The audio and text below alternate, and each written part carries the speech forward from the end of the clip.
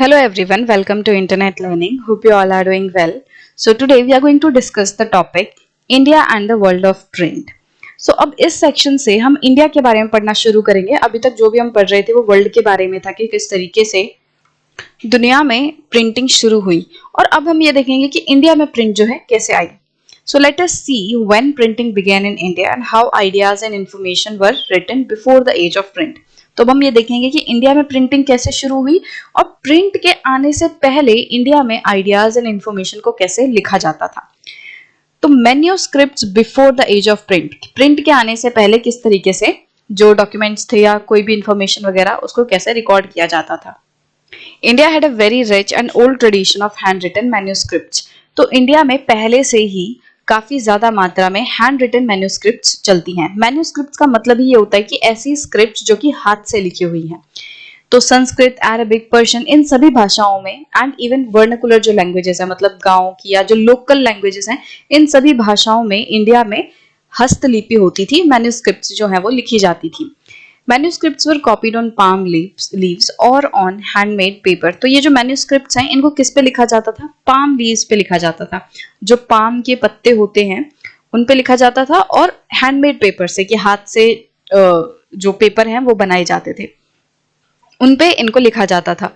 Pages वर sometimes beautifully illustrated. तो जब ये हैंड रिटन मैन्यूस्क्रिप्ट्स लिख दी जाती थी पेजेस के ऊपर, पाम लीव्स के ऊपर, तो उसके बाद कभी कभी उन पे बहुत सुंदर से ड्राइंग या फिर कुछ फूल पत्तियां, ये सारी चीजें बनाई जाती थी उनको और ज्यादा ब्यूटीफुल दिखाने के लिए। They would either be pressed between wooden covers और स्वन टुगेदर टू इंश्योर प्रिजर्वेशन। तो ये जो हैंड स्क्रिप्ट्स हैं, मैन्यूस्क्रिप्ट्स हैं, इनको क्या किया जाता था? या तो उनको लकड़ी के फट्टों के बीच में कवर करके रख दिया जाता था, दबा के रख दिया जाता था। जैसे कि ऊपर एक लकड़ी का कवर है और नीचे एक लकड़ी का कवर है, और बीच में जो पाम लीव्स हैं या जो हैंडमेड पेपर है उनको रख दिया जाता था, जिससे कि ये चीज प्रिजर्व रहे। इसके साथ साथ इनको स्वन भी कर दिया जाता था, मतलब इनको सिलाई एक तरीके से इनकी कर दी जाती थी। जैसे आप इसमें देख सकते हो, इनके बीच में से एक धागा जा रहा है, तो इस तरीके से इनको अटैच कर दिया जाता था ताकि ये जो हैंड मैन्यूस्क्रिप्ट्स हैं, हैंड रिटन मैन्यूस्क्रिप्ट्स, ये खराब ना हो, ये प्रिजर्व रहें।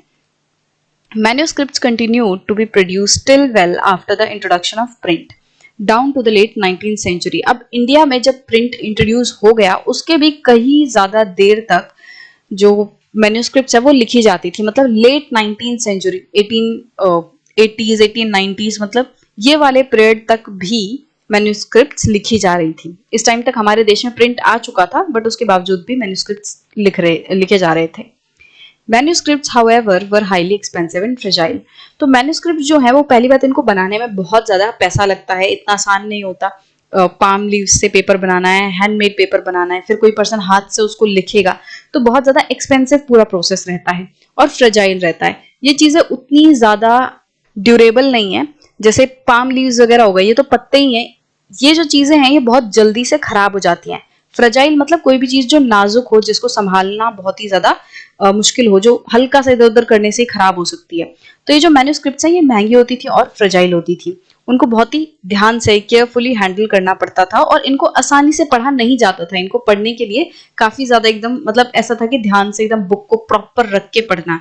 जैसे हमने अभी तक जो भी पढ़ा था वर्ल्ड के बारे में, उसमें पेनी मैगजीन्स और जो पॉकेट बुक्स होती हैं उन सब के बारे में पढ़ा था कि कोई पर्सन कभी भी अपनी जेब में बुक लेके कहीं पे भी कैसे भी पढ़ सकता है। बट मैन्यूस्क्रिप्ट्स को ऐसे नहीं ले जाया जा सकता कि आप कहीं पे भी कैसे ही उसको ले जाओ, कहीं पे भी कैरी कर लो, कहीं पे भी पढ़ लो। ये चीज मैन्यूस्क्रिप्ट्स के साथ पॉसिबल नहीं थी। इसके साथ साथ मैन्यूस्क्रिप्ट जो है वो डिफरेंट स्टाइल्स में, डिफरेंट राइटिंग्स में, इन सब में लिखी जाती थी, तो इस वजह से भी इनको पढ़ना थोड़ा मुश्किल हो जाता था।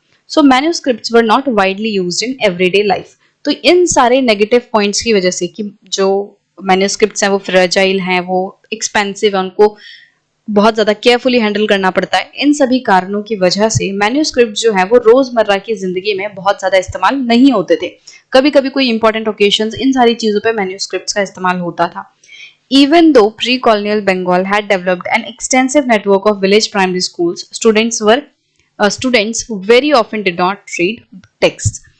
So ब्रिटिशर्स से पहले वाला जो इंडिया है उसमें बंगाल में काफी बड़ी मात्रा में विलेज प्राइमरी स्कूल का नेटवर्क जो है वो शुरू हो चुका था। मतलब ब्रिटिशर्स के आने से पहले बंगाल में प्राइमरी स्कूल का नेटवर्क था, मतलब कि गांव में छोटे छोटे स्कूल्स एक तरीके से खुल चुके थे जहाँ पे बच्चे जो है पढ़ते थे। अब भले ही इतना बड़ा एक्सटेंसिव नेटवर्क जो है प्राइमरी स्कूल का खुल चुका था बंगाल में, बट इसके बावजूद भी बच्चे बहुत ज्यादा रीड नहीं करते थे, बुक्स वगैरह नहीं पढ़ते थे। तो जब बच्चे बुक्स नहीं पढ़ते थे तो वो स्कूल चलता कैसे था? They only learn to write. उनको सिर्फ लिखना आता था, मतलब कि वो रीड नहीं करते थे, वो सिर्फ लिखते थे।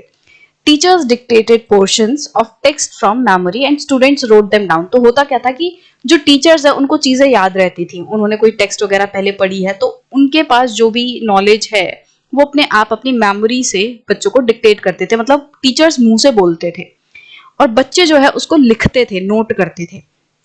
Many thus became literate without ever actually reading any kind of text. तो इसीलिए बहुत सारे ऐसे लोग थे जो पढ़ना लिखना जान गए बिना कोई बुक पढ़े।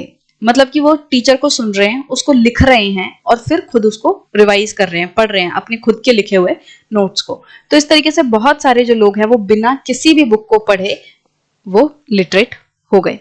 तो यहाँ पे कुछ पिक्चर्स दी हुई हैं ये मैन्यूस्क्रिप्ट्स वगैरह की कि ये जो मैन्यूस्क्रिप्ट आपको दिख रही है continue to be produced in India till much after the coming of print. तो ये चीज तो हमने देख ली कि हाँ, प्रिंट के आने के कई टाइम बाद भी, मतलब काफी टाइम बाद भी इंडिया में हैंड रिटन मैन्यूस्क्रिप्ट्स चलती रही। ये जो मैन्यूस्क्रिप्ट है जिसकी पिक्चर दी गई है ये मलयालम स्क्रिप्ट है और ये 18th सेंचुरी में बनाई गई थी। इसी तरीके से ऊपर आप ये बुक देखोगे, इसमें क्या है, Hafiz was a 14th century poet whose collected works were known as दीवान। तो हाफिज जो है वो काफी फेमस पोएट थे 14th सेंचुरी के, और उनका जो कलेक्टिव वर्क है, मतलब जो भी काम उन्होंने किया उन सबका जो कंपाइलेशन है उसको दीवान कहते हैं। और यहाँ पे आप देखोगे कितनी सुंदर राइटिंग यहाँ पे लिखी हुई है और कितने अच्छे से इलस्ट्रेशन की हुई है, बाउंड्री की हुई है फूल पत्तियों से, बीच बीच में ड्राइंग्स है और यहाँ पे एक पेज पे प्रॉपर इलस्ट्रेशन है कि कुछ लोग बैठे हैं बात कर रहे हैं। तो जो भी ये पोएम है उसको दर्शाते हुए यहाँ पे पिक्चर दी हुई है। Manuscripts like this continue to be produced for the rich even after the coming of letter press.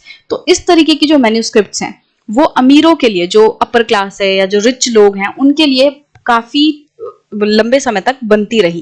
क्योंकि जैसे हमने पहले चीज भी देखी है ये कि हैंड रिटन चीज को हमेशा अपर क्लास वाली जो कैटेगरी है वो प्रेफर करती थी।